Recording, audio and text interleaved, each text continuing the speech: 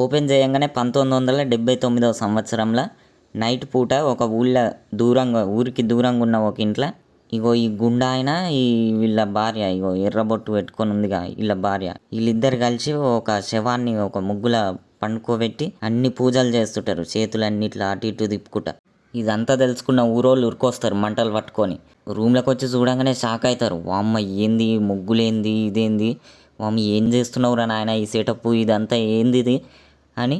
ఊళ్ళో జరుగుతున్న సావులకు మొత్తం వీళ్ళే కారణం, వీళ్ళని ఎట్లయినా చంపాలని జుట్టు పట్టి బరబర గుంజుకపోయి చెట్టుకు కట్టేస్తారు. ఇంతలోనే వాళ్ళ కొడుకు వస్తాడు. వాళ్ళ కొడుకు వచ్చి ఇక లెస్స ఏడుస్తుంటాడు. వాళ్ళ కాడికి పోబోతుంటే ఆ ఊరోళ్ళు ఉండి ఆపుతారు. ఆపి వాళ్ళు ప్రాణాలతో ఉండంగానే వాళ్ళ మీద ఇక ఇంత గ్యాస్ నూనె పోసి అంటిస్తారు. ఓ దిక్కు బాడీ మొత్తం కాలుతున్నా సరే ఈ గుండా ఆయన మంత్రాలు అయితే ఆపడు, అట్నే చదువుతుంటాడు. వాళ్ళ భార్య ఏమో ఇక వచ్చే పుష్కరానికల్లా ఈ ఊరు మొత్తం వల్లకాడవుతుంది అని అనుకుంటే చచ్చిపోతారు ఇద్దరు. ఇక అది అయిపోగానే ఊరోళ్ళంతా కలిసి ఎందుకు వచ్చిన లొల్లి, ఈ పోరగాన్ని కూడా చంపితే ఓ పని అయిపోతుంది కదా అని అంటారు.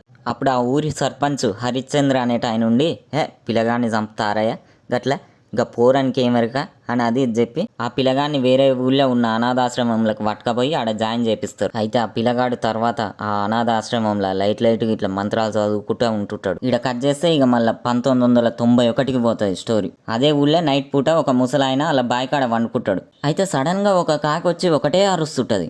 ఈ అమ్మ కాకి పాడుగాను, నిమ్మలంగా నిద్రపోదామంటే ఏంది ఒకటే అరుస్తుందని వచ్చి చూస్తాడు. దాన్ని నిలగొడదామని పోతే అదేమో సడన్ గా వచ్చి ముఖం మీద పసక్కున గీడుతుంది. చూసుకుంటే ముఖానికి రక్తం వస్తుంది. మళ్ళా అటు కాకికాయ చూస్తాడు. కాకి కళ్ళల్లోకి చూడంగానే ఒక రకంగా అవుతాడు. ఇక అటు ముందల ముఖాన నడుచుకుంటూ పోతూనే ఉంటాడు. తెల్లారి వాళ్ళ కొడుకు పొలం కాడికి వచ్చి దోలాడతాడు. ఎంతకు దొరకడు అల్లయ్య. అయితే వారం రోజుల తర్వాత హీరో వస్తుంటాడు ఒక జీప్లా. వాళ్ళ అమ్మ ఇంకా వాళ్ళ దోస్తు ఇద్దరితో కలిసి సేమ్ అదే ఊరికి వస్తుంటారు. ఇది ఇప్పటిదాకా ఈ కథ అంతా అయిందిగా, అదే ఊరు రుద్రవరం అనే ఊరు. ఆ ఊరికి వస్తుంటారు. ఎందుకంటే హీరో వాళ్ళ అమ్మది సొంతూరు అన్నట్టు ఈ రుద్రవరం. అయితే ఊళ్ళో వీళ్ళకి కొద్దిగా జాగు ఉంటుంది అన్నట్టు. అయితే అది ఆ ఊరోళ్ళు అడుగుతారు, పిల్లలకు స్కూల్ కట్టిద్దాం మీ జాగా రాసియ్యుర్రి అని అంటే వీళ్ళు కూడా సరే అని రాసిద్దామని ఈ ఊరికి వస్తుంటారు. అయితే ఊళ్ళోకి ఎంటర్ అవుతుండగానే ఒక కాకి చచ్చిపోయి సడన్ గా వీళ్ళ కారు మీద పడుతుంది. అయితే వాళ్ళ అమ్మ చూసి భయపడుతుంది. అమ్మో గిట్ల కాకి పడ్డది ఏమిరా, ఏమన్నా అరిష్టం అది ఇది అని అంటుంటే హీరో అంటాడు, అదేదో చచ్చిపోయి పడ్డది ఇక అన్ని పట్టించుకోకూరి పోదాంపా అని తీసుకుపోతాడు. ఇంకో పక్క ఈ పంతులు వాళ్ళ ఊరోళ్ళందరికీ చెప్తుంటాడు వచ్చే వారమే ఊళ్ళో జాతర అవుతుంది అని.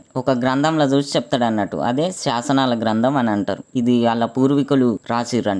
ఆ ఊరికి ఏ ఆపద వచ్చినా ఇంట్లోనే పరిష్కారం చూసుకుంటారు వీళ్ళు. ఇంకో పక్క హీరో వాళ్ళు ఆ లక్కోళ్ళ ఇంటికి చేరుకుంటారు. ఆ లక్కోళ్ళు ఇదే ఊళ్ళో ఉంటారు అన్నట్టు. ఈమె పేరు పార్వతి. అయితే ఈమెకు ఒక చెవు కొంచెం ప్రాబ్లం ఉంటుంది అన్నట్టు. అయితే అదే రోజు నైట్ హీరో వాళ్ళ దోస్తు ఇద్దరు సల్లగాలికి కూర్చొని ముచ్చట్లు పెడుతుంటారు. ఇంతలోనే ఒక ముఖానికి కొంగు కట్టుకొని వచ్చి ఒక కోడిని దొంగతనం చేసి పారిపోతుంటది. ఇదంతా హీరో వాళ్ళ దోస్తు ఇద్దరు చూసి దొంగ దొంగ అని అరవంగానే ఊరోళ్ళంతా ఊరుకొస్తారు. కానీ ఆ మొబైల్కి దొరకదు. ఇక అటు ఇటు లాస్ట్ కి హీరోకి దొరుకుతుంది. కానీ అయినా కానీ ఆమె అదో ఇదో చేసి తప్పించుకున్నా గానీ ఆమె చెయ్యి గాజు ఉంటది, ఆ గాజు హీరోకి దొరుకుతుంది అన్నట్టు. అయితే తెల్లారిల్లు సర్పంచ్ వాళ్ళ ఇంటికి వస్తారు అలా జాగా రాసేస్తందుకు. ఈయన్నే హీరోయిన్ వస్తుంది. హీరోయిన్ ఆ సర్పంచ్ వాళ్ళ బిడ్డనే, పేరు నందిని. అయితే హీరో ఆమె గాజులు చూసి గుర్తుపడతాడు. నైట్ కోడిని లేపుకొచ్చింది ఈమె అని. ఇదే ముచ్చట ఆ హీరోయిన్ అడుగుతాడు. అడిగితే ఆమె ఉండి మా కోడిని కోళ్ల పందాలల్లా ఓడించింది, అందుకే దాన్ని లేపుకొచ్చి కోసి కూరొన్యా, ఇప్పటిదాకా మీరు తిన్నది కూడా అదే కూర అని చెప్తుంది. అట్లా చెప్పంగానే హీరో అనుకుంటాడు, అమ్మో ఇది డేంజర్ ఉంది గారు అని. కొద్దిసేపు అయినాక ఒక డాక్టర్ వాళ్ళ ఇంటికి వచ్చి హీరోయిన్ కి ఇంజెక్షన్ చేస్తాడు. అయితే హీరో వాళ్ళమ్మ సర్పంచ్ని అడుగుతుంది, ఏమైంది గట్లా ఇంజెక్షన్ చేస్తారు, పానం ఇట్లా బాలేదా అని.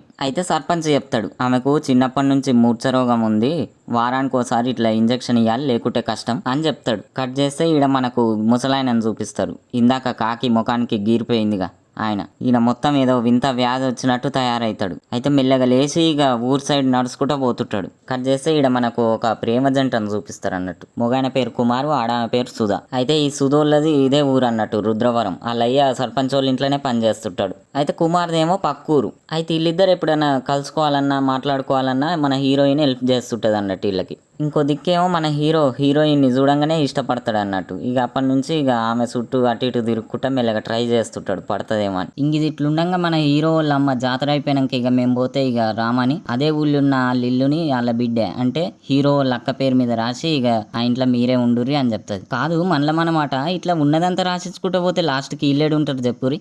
నీ అమ్మ బర్త్డేలకు చాక్లెట్లు పంచినట్టే పంచుతురు వచ్చినప్పటి నుంచి చూస్తున్నా. ఐ థింక్ ఇదంతా చూసిన మన హీరోయిన్కి హీరో వాళ్ళ ఫ్యామిలీని నచ్చుతుంది. ఇక హీరోయిన్ ఇంటికి పోదామని చూస్తుంటే హీరో ఉండి ఎండకి ఏం నడుచుకుంటూ పోతావు కానీ నేను దింపొస్తాపా అని జీప్లో తీసుకుపోతాడు. అయితే ఇంటికాడ దింపంగానే చెప్తాడు నేను నేను లవ్ చేస్తున్నా, ఫస్ట్ రోజు చూడంగానే నచ్చినావు అని చెప్తాడు. అయితే హీరోయిన్కి ఇష్టమే ఉంటుంది కానీ ఏం చెప్పదు, సపోర్ట్ చేయకుండా ఉంటుంది. అయితే హీరో ఉండి నేను ఈ ఊళ్ళకెళ్ళి పోయే చివరి క్షణం వరకు నీ సమాధానం కోసం వెయిట్ చేస్తుంటా అని చెప్పి వెళ్ళిపోతాడు. ఇక ఆడికెళ్ళి ఇటుగా జాతర స్టార్ట్ అవుతుంది. ఊరోళ్ళంతా మంచిగా సంతోషంగా జాతర జరుపుకుంటుంటే అప్పుడే ఈ ముసలాయన ఎంట్రీ ఇస్తాడు ఊళ్ళకి. అట్లనే నడుచుకుంటూ గుడి సైడ్ పోతుంటాడు. ఇక ఆయన చూడంగానే జనాలంతా షాక్ అయి చూస్తుంటారు. వామ్మ ఏంది మనిషి గిట్లా ఆగమాగమైండు, ఎటు పోయిండు, ఏమంటించుకుండు, ఏంది ఇదంతా అని అనుకుంటుంటారు. ఇంకా ఆయన అట్లనే నడుచుకుంటూ గుడి లోపలి పోయి రక్తం కక్కుకొని చచ్చిపోతాడు. ఇక అది చూడంగానే పంతులు షాక్ అవుతాడు. వామ్మ ఏంది గిట్లా వచ్చి గుళ్ళె చచ్చిండు అని. అయితే గుళ్ళె చచ్చిపోయిండు కాబట్టి అరిష్టం అని, మరి ఇక దీనికి పరిష్కారం ఏందని శాసనాల గ్రంథం తెప్పించి చూస్తే పరిష్కారం దొరుకుతుంది. అదేంటంటే 8 రోజుల వరకు ఆ ఊళ్ళ నుంచి ఎవ్వరు బయటికి పోవద్దు, బయట నుంచి ఊళ్ళకి ఎవ్వరు రావద్దు.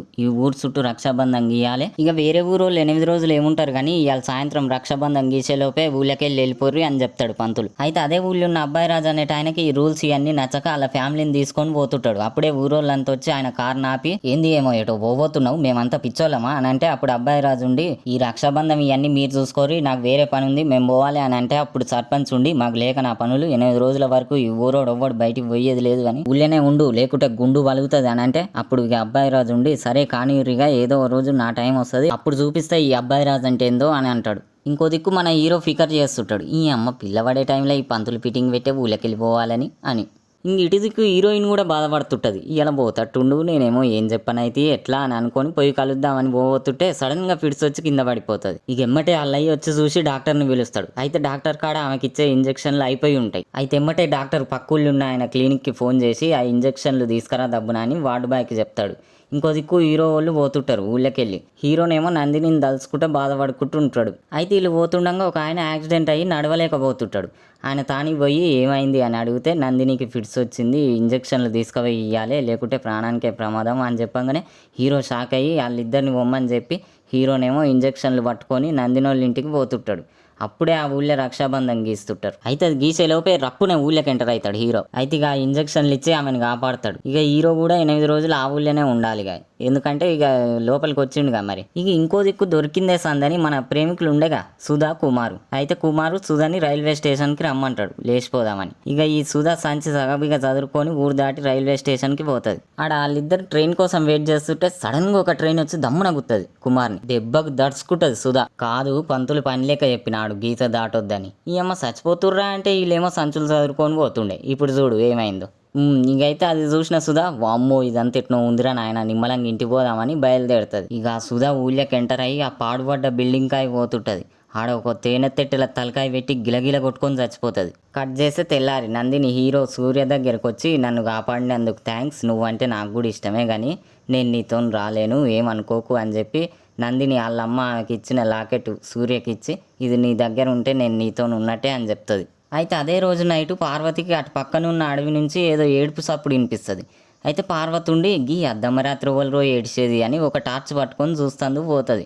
పోయి చూస్తే అదే ఊళ్ళున్న పాల వ్యాపారం చేసే సూర్య అనేట ఆయన ఏడుస్తుంటాడు. అప్పుడు పార్వతి గీనికేమైందిరో గిట్టేడుస్తుండు అని అనుకొని ఏమైంది సూరన్న గట్ల ఏడుస్తున్నావు అని అడిగితే అప్పుడు సూర్య ఏం చెప్పకుండా ఒక కత్తి తీసుకొని మెడ కసకస కోసుకొని చచ్చిపోతాడు. ఇక అది చూడంగానే పార్వతి అనుకుంటుంది ఉని పాడైపోను ఇంకేమైందిరో గిట్లా కోసుకొని చచ్చే అని షాకై గట్టిగా అరుస్తుంది.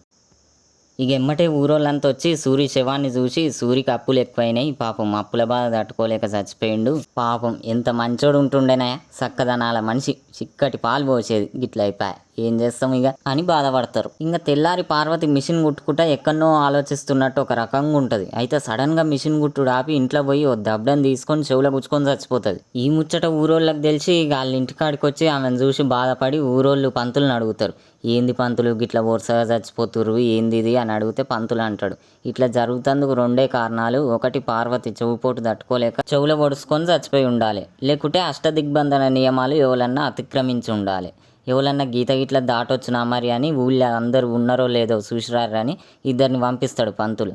అప్పుడే సుధోళ్ళ అమ్మయ్యకు సుధ ఇంట్లో లేనట్టు తెలుస్తుంది. అయితే ఇప్పుడు ఇంట్లో లేదంటే ఊరోళ్ళంతా మమ్మల్ని ఏమంటారు అని ఇంట్లోనే ఉందని చెప్తారు. ఇంకా సూరి పార్వతి ఇద్దరు శవాలని శ్మశానంలో కాలుద్దామంటే ఊరు చుట్టూ రక్షాబంధనం గీసే, అందుకే వాళ్ళని ఆ పాడుపడ్డ బంగ్లా దగ్గర కాలుద్దామని అనుకుంటారు. అయితే శవాన్ని కాల్చే ముందు సూర్య వాళ్ళక్క పార్వతి శవాన్ని చూసినప్పుడు ఒకటి గమనిస్తాడు.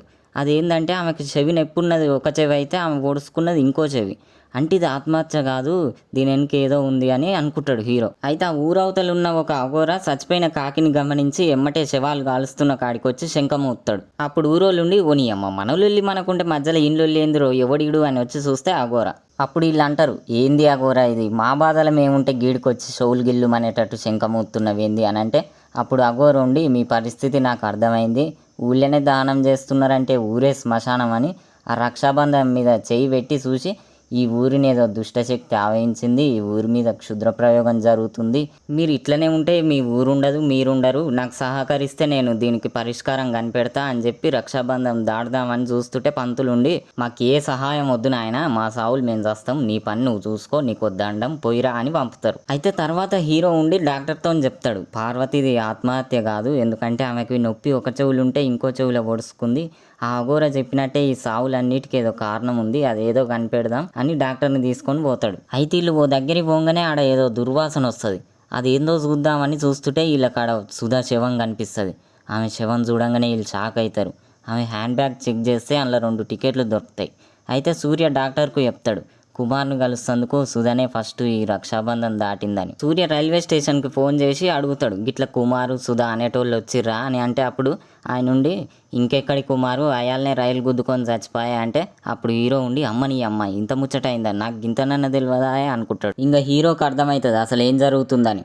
ఎమ్మటే పంతులు కాడికి పోయి చెప్తాడు, గిట్లా సుధ గీత దాటిపోయింది, కుమార్తో లేచిపోదామని.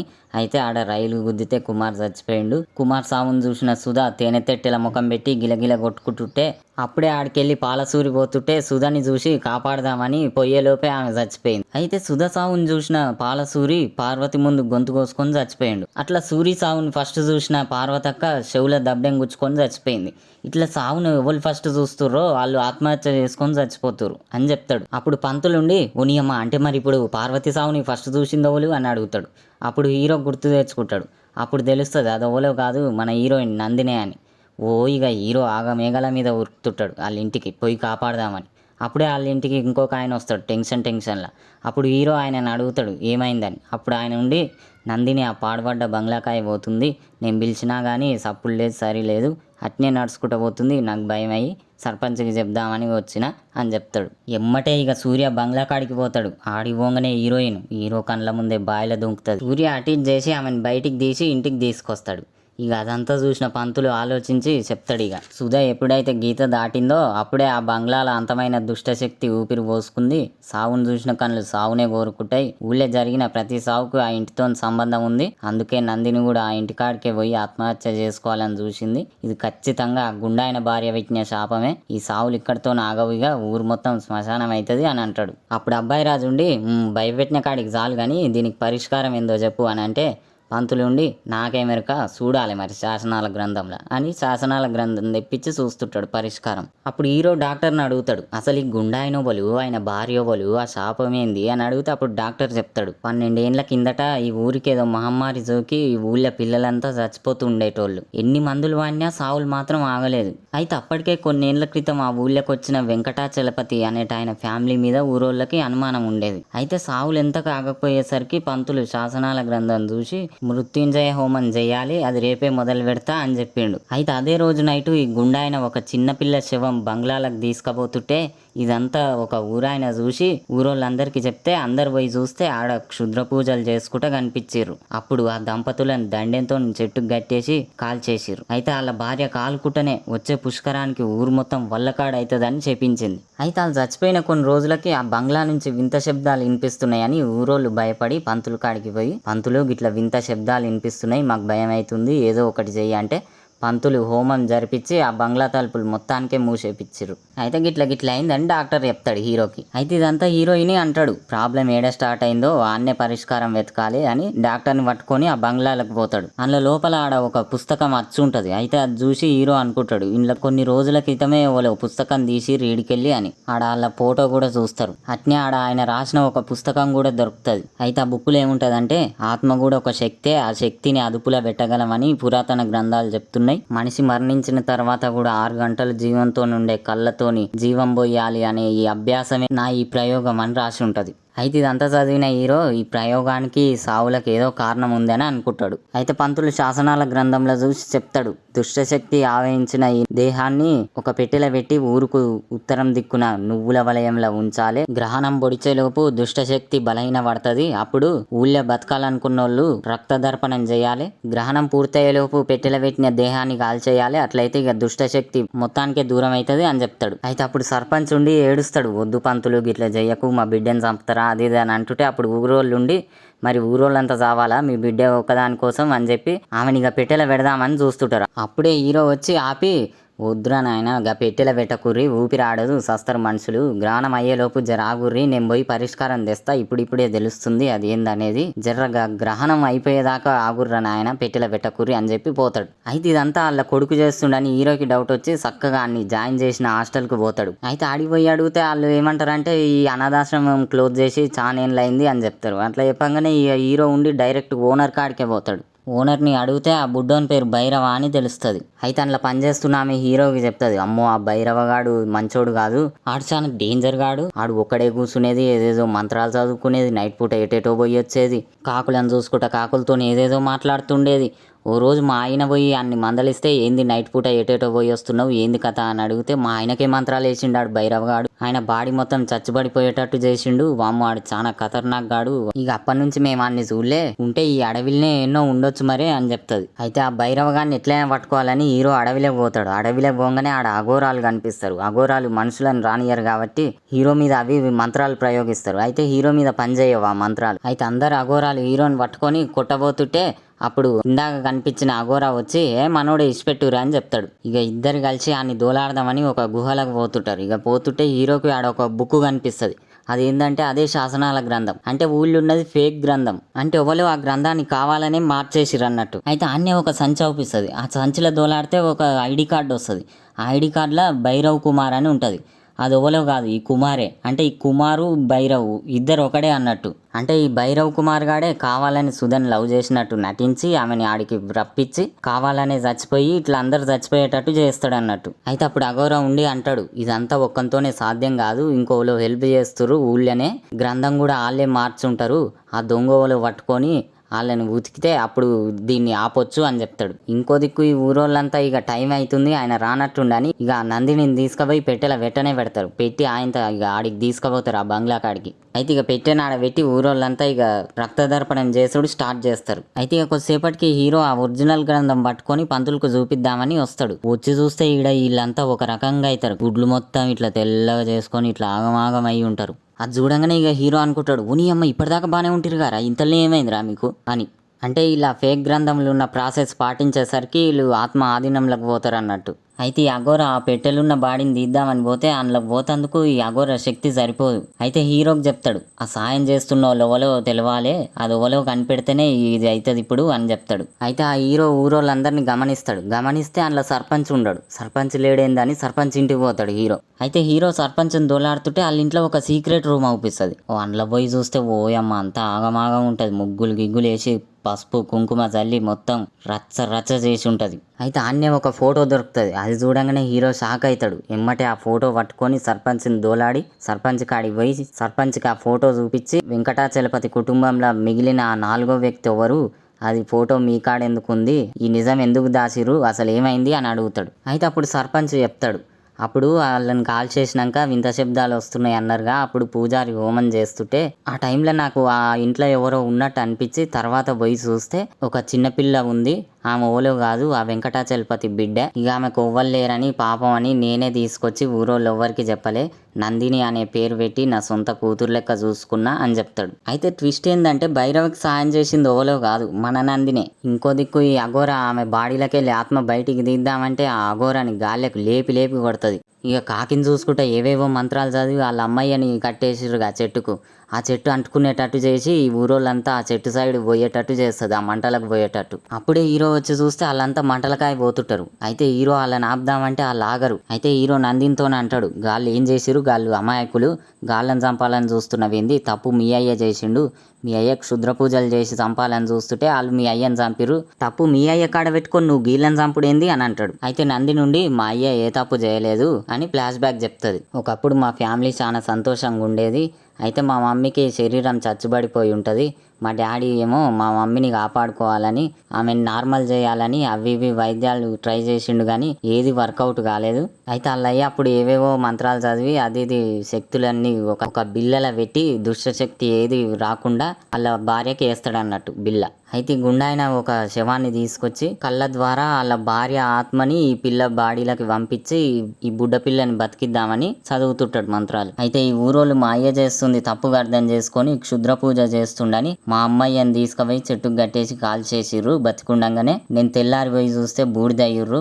8 రోజులు ఆ ఇంట్లో నేను ఒక్కదాన్నే ఉంటే ఈ హరిశ్చంద్ర గారే వచ్చి నన్ను చూసి తీసుకుపోయి నన్ను పెంచుకుండు అని చెప్తుంది. అయితే ఈ నందిని చిన్నప్పటి నుంచే వాళ్ళ అమ్మాయిని చంపిన ఈ ఊరోళ్ళని చంపాలని అనుకుంటుంటది. అయితే ఒక రోజు ఆ బంగ్లాలకు పోతుంది కొన్ని బుక్కులు తీసుకుందామని. అయితే అప్పుడే వాళ్ళన్న భైరవ కూడా ఆడికి వస్తాడు. అయితే వీళ్ళు చిన్నప్పటి నుంచే ఇక క్షుద్ర పూజలు ఇవన్నీ నేర్చుకుంటారు. అయితే ఫేక్ గ్రంథం కూడా ఒకటి తయారు చేసి ఈ నందినే మారుస్తుంది అన్నట్టు. ఇది అంతిన్న హీరో అంటాడు, సరే వాళ్ళు తెలియకనే తప్పు చేసిరు, కానీ అన్ని తెలిసిన నువ్వెందుకు తప్పు చేస్తున్నావు, ఈ ఊళ్ళో కొంతమందికి మీ అమ్మాయి ఎవలో కూడా సరిగా తెలియదు, వాళ్ళని ఇప్పటికి కూడా చంపాలనుకుంటే ఊరోళ్ళకి నీకు భైరవకి మధ్యలో నేను నిలబడతా, వాళ్ళని చంపాలంటే ముందు నన్ను చంపు అని అంటాడు. అప్పుడు నంది నుండి ఈ ఊరి పగకు నీకు ఎటువంటి సంబంధం లేదు, నిమ్మలంగా మీ ఇంటికి పో నువ్వు అని చెప్తుంది. అప్పుడు హీరో ఉండి నువ్వు నన్ను చంపలేవు ఎందుకంటే నువ్వు నన్ను లవ్ చేస్తున్నావు అని అంటాడు. అప్పుడు నందిని నేను చేస్తలేను అని అంటది. అప్పుడు హీరో ఉండి చేస్తున్నావు అంటాడు. అప్పుడు హీరోయిన్ ఉండి చేస్తలేను అంటది. చేస్తున్నావు చేస్తలేను చేస్తున్నావు చేస్తలేను ఏంది లొల్లి అని భైరవాత్మ బయటకు వస్తుంది. రే కర్ణ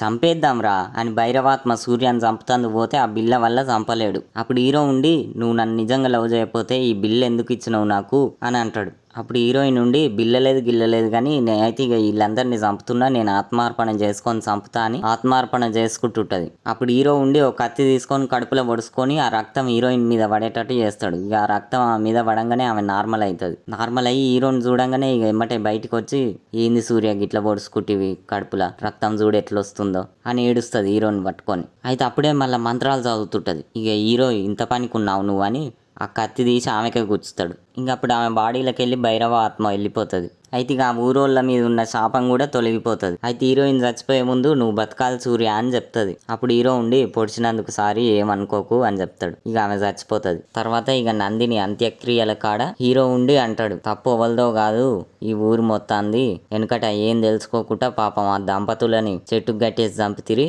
అందుకే ఆ తప్పుకు ప్రాయశ్చిత్తంగా శ్మశానం లెక్క మార్చిన ఈ ఇంటిని స్కూల్ చేయుర్రి, ఇక మా జాగ కూడా నాకు ఇచ్చేయుర్రి, నేను ఇక మా ఇంటికి పోతా నిమ్మలంగా అని చెప్పి ఇక ఆ బిల్లని పట్టుకొని ఇట్లా చూడంగానే ఎమ్మటే హీరో కళ్ళు బ్లూ కలర్ అవుతాయి. అంతే ఇక సీన్ అయిపోయింది ఆడికే. మరి బ్లూ కలర్ ఎందుకు అయినాయి అంటే ఇక పార్ట్ 2 ఉంటుందేమో, మరి చూడాలి.